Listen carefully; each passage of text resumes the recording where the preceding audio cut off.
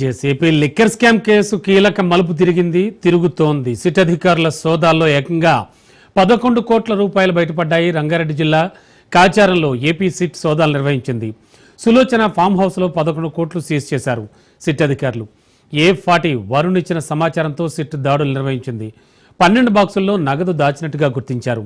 A1 Raj Kesireddy ఆదేశాలతో నగదు దాచినట్లు వరుణ్ చాణుక్య అంగీకరించినట్లుగా సమాచారం. 2024 జూన్లో నగదు ఫామ్ హౌస్కు తరలించారు. ప్రొఫెసర్ తగల బాలరెడ్డి పేరుతో ఉన్న ఫామ్ హౌస్ ఉన్నట్టుగా అధికారులు గుర్తించారు.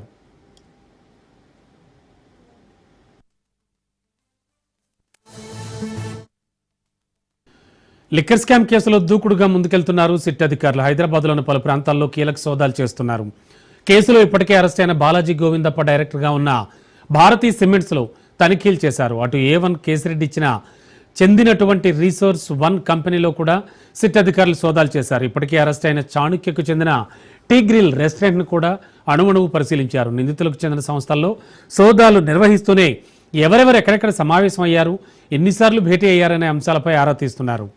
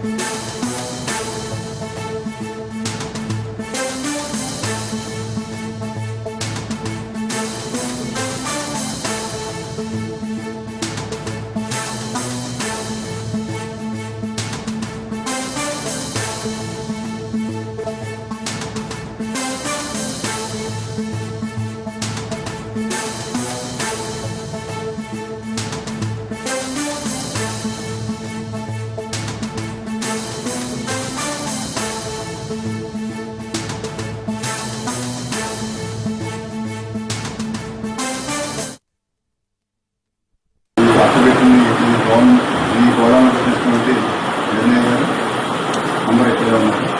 2000 సంవత్సరంలో ఈ నోట్ల కట్టలన్నీ లెక్కిస్తే 12 బాక్సుల్లో మొత్తం 11 కోట్ల రూపాయలు దీంట్లో ప్యాక్ చేయబడి ఉన్నాయి. ఈ ప్యాక్ చేయబడినటువంటి 12 ఆసుపత్రులని మధ్యవర్తుల సమస్యల్లో వీటన్నిటిని ప్యాక్ చేసి వాటి మీద మధ్యవర్తులు, ఈ ప్రత్యక్ష సాక్షులు, ఈ కేసులో అసిస్టెంట్ ఇన్వెస్టిగేషన్ ఆఫీసర్స్ కూడా సంతకాలు చేసినటువంటి స్లిప్స్ని ఈ బాక్సుల మీద అందించి దీన్ని సీల్.